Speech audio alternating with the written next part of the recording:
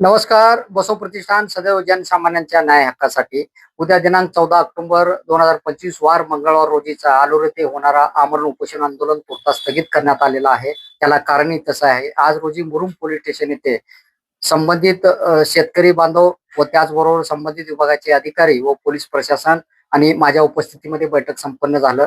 सदरील आलोर बोळेगाव रस्त्यावरील खड्डे तात्पुरत्या स्वरूपात खड्डे बुजवून दुरुस्ती करून देण्यात येईल यासाठी शेतकऱ्यांनी मंजुरी दर्शवलेली आहे.